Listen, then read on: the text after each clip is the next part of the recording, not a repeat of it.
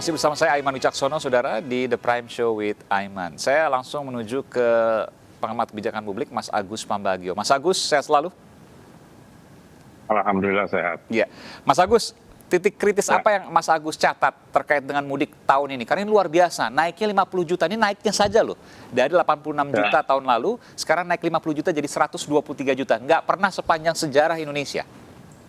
Iya, titik yang saya kemarin baru kembali dari Trans Jawa ya. Jadi dan saya udah ingatkan sejak 5 tahun lalu, titik kritisnya itu di rest area.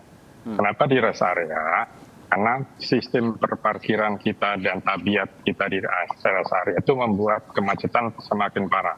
Begini, Anda kalau masuk rest area, mau ke toilet, parkir depan toilet. Mau sholat, parkir depan musola, mau makan, cari warungnya di situ. Jadi mobil maju mundur di situ itu membuat padat. Rest area yang betul, parkir itu ada di depan area rest area atau di belakang sendiri. Sehingga begitu masuk, selesai keluar. Kalau mau pipis, mau sholat, mau makan, jalan kaki. Jalan jauh nggak ada masalah, asal nggak bikin macet gitu ya? Nggak ada masalah. Kalau hujan ada payung, panas ada payung. Tapi itu tidak dilakukan oleh baik BPJT maupun Kementerian PUPR. Jadi repot. Nah, rest area yang betul itu ada di apa yang akan terjadi di rest area ini, Mas Agus, dengan mudiknya banyak sekali ini? Dengan rest area kan pasti stuck di situ. Kan akan terus berekor ke jalan tolnya. Dan itu yang selalu merepotkan kawan-kawan Korlantas. Karena ngaturan nggak bisa dikasih jam, 30 menit. Bagaimana cara ngajak? Jadi kan masyarakat di Semarang, Solo itu ada rest area yang parkirnya di depan. Itu bisa langsung. Kalau sudah penuh, dia tidak boleh masuk, terus saja. Nah ini yang harus diperhatikan adalah di rest area. Supaya tidak menambah kritis. Kalau yang di Sumatera, dari Jawa Barat, dari Banten ke Sumatera, ada beberapa titik yang harus parkir dulu. Ada problem di penyeberangan yang juga jadi titik kemacetan, itu adalah pengadaan tiket online dari ASDP. Nanti kita bicara itu, tapi kita bicara rest area dulu, Pak Kakor Lantas, Jenderal. Rest area, biang macet nanti yang akan terjadi, apalagi penambahannya 50 juta. Bagaimana kemudian antisipasinya? Ya, terima kasih Mas Pambagio. Memang ini senior saya juga nih, sama tiga nih. Jadi saya semua masukan dari berbagai pihak, termasuk beliau para pengamat itu kita dengarkan, termasuk Komisi 5 waktu itu. Jadi langkah pertama yang dilakukan oleh kita dengan tim, benar ya, rest area itu titik macet yang memang pasti terjadi. Betul, terutama rest area yang tadi yang ekornya sampai mengambil badan jalan utama. Dan kalau banyak pasti terjadi. Ya, oleh karena itu kami melakukan antisipasi. Yang pertama adalah menutup jalan yang tadi disampaikan oleh Mas Budi Pambagio tadi, Mas Agus, ini tidak berhenti orang di depan rest area tempat lokasi favorit, tapi kita memasukkan semua ke lokasi parkirnya di dalam. Oke, diatur nanti di situ ya. Semua masuk ke sana dulu, baru tadi yang disampaikan oleh beliau, jalan kaki ke tempat mana yang mereka mau tuju. Jadi bukan langsung dengan mobilnya, tapi diarahkan dulu. Jadi manajemen flow-nya yang kita atur di rest area. Nah ini kita sudah kerjasama dengan BPJT, dengan para pengelola rest area, dan sudah kita latihkan di TFG ini.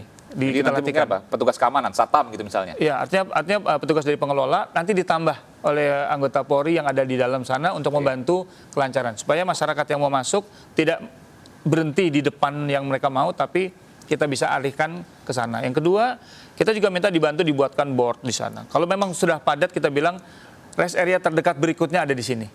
Itu juga untuk membantu masyarakat mendapatkan pelayanan yang lebih baik dengan tidak berdesakan di lokasi rest area yang padat. Nah, tadi saya kasih ilustrasi, Cipali ini hanya 2. Rest area 1 dipakai karena antri, otomatis tinggal 1. Inilah bottleneck. Oleh karena itu, selain kita tadi mengelola rest area, kemarin di lapangan sudah kita lihat di depan rest area Cipali sudah ditambah lajur. Jadi ada 3 lajur khusus di depan rest area. Kalau rest area penuh, tutup. Kita kasih petunjuk rest area berikutnya ada di sekitar gini. Kebelet misalnya untuk buang air kecil, pipis misalnya, ya udah. Makanya harus diatur itu ya. Dan ada penambahan dari PUPR untuk tambahan toilet. Oke. Ini semua kita upayakan sedemikian rupa untuk catatan-catatan tahun lalu dan masukan dari semua pihak kita rapatkan semua. Mas Agus, terakhir, ini kan bicara soal tol, ada juga bicara soal jalur arteri yang mungkin nanti akan terjadi juga pemudik motor yang jumlahnya juga akan banyak. Apa catatan dari Anda? catatan saya kenapa motor tidak bisa dilarang, karena angkutan desa hilang. Ya kan, angkutan kota hilang di daerah-daerah. Jadi kalau orang tidak bawa motor itu bingung nanti. Oh, di tempat Bersilaturahmi. tujuan ya? Ya, selain itu juga ya mau show off aja lah. Saya di Jakarta sudah punya motor, gitu kurang lebih. Oke. Tapi ini satu lagi, itu tadi Anda potong, itu soal tiket di Merak. Itu berbahaya, karena ferry itu belum 100% online. Itu akan membuat bottleneck lagi. Saya mohon Pak Kakor Lantas itu memperhatikan, karena bukan sesuai dengan jamnya. Jadi yang datang dulu masuk ke mana, ke area pelabuhan, itu yang masuk ke kapal. Ya, jangan pakai jam seperti yang tahun lalu, itu yang bikin bottleneck tidak karuan hingga 12 Jadi km. mana Mas Agus, dia sudah beli tiket misalnya? Kan ada jamnya tuh, dalam 2 jam, jadi dia dikasih tiket misalnya jam 8, tapi dia sudah sampai jam 6. Itu dia tetap nggak boleh masuk, dia harus tunggu jam 8. Oke, itu bikin macet gitu ya? Dia sudah ada iyalah, kan ada di dermaga, terus dia nggak bisa kemana-mana kan? Jadi siapa yang datang duluan di pelabuhan, masuklah dia. Satu. Kedua, itu manifest penumpang bus itu harus sudah bisa terbaca. Karena kalau tidak nanti ada kecelakaan, itu kita tidak tahu jumlahnya berapa, namanya siapa. Itulah yang itu kriteria. Yang lain masih banyak. Saya kebetulan besok akan ke Manado, kemarin dari Makassar, dan saya minggu depan akan ke Merak. Oke, jadi titik kritisnya tadi selain di rest area, ini 2 besarnya. Yang kedua di Merak, betul tadi Presiden ke Merak karena sudah sampai sana tapi belum bisa masuk kapal, tiketnya belum bisa masuk karena tiketnya jamnya nanti masih beberapa jam lagi misalnya. Itu akan jadi bottleneck, akan jadi kemacetan. Pak Kakor Lantas. Ini kemarin kita sudah ketemu dengan Wakapolda, dengan Bu Ira pada saat kunjungan Presiden. Ini sudah kita bahas.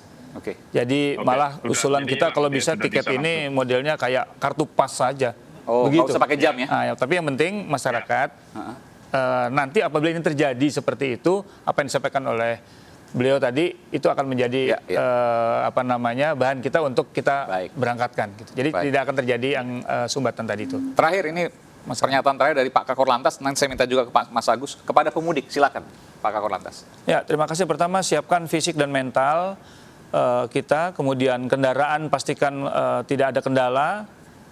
Bawa makanan yang cukup di kendaraan, lalu jangan lupa kartu tol, biasanya ini juga menjadi penghambat.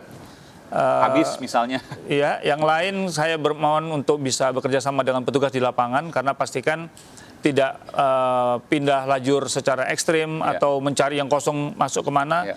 Intinya ini dibutuhkan toleransi, kebersamaan berada di jalan, sehingga kita juga mengupayakan masyarakat bisa tetap masih bugar sampai di tempat tujuan. Ini juga harus sabar juga nih antara pemudik dan juga petugas. Betul. Ini pasti nanti banyak yang viral, mudah-mudahan tidak ya. Misalnya eyel-eyelan, marah, kemudian dan sebagainya. Oleh karena itu saya sarankan tetap berzikir pada situasi Ramadan ini, tetap berzikir dan berdoa untuk kelancaran. Tetap berzikir dan berdoa, iya. Itu tentu menjadi hal yang wajib untuk dilakukan supaya bisa menurunkan tensi. Karena ini pasti akan banyak sekali nanti, harus bersiap dan kalau bisa mudik lebih awal. Mas Agus, silakan Mas Agus.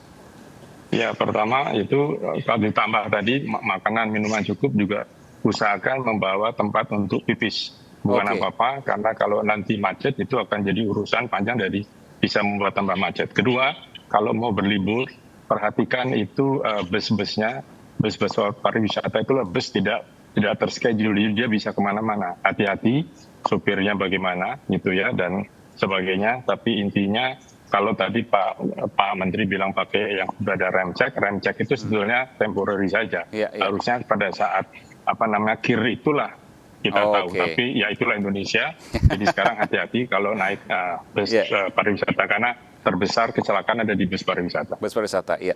Jadi perkiraannya Sabtu ini udah mulai naik ya, Mas Agus? Sudah naik, tapi saya agak ragu sih kalau 123 juta. Kita lihat karena kondisi ekonomi tidak baik juga di masyarakat. Tapi ini survei yang biasanya tidak pernah meleset, nanti kita akan lihat seperti apa. Dan kita lihat saja.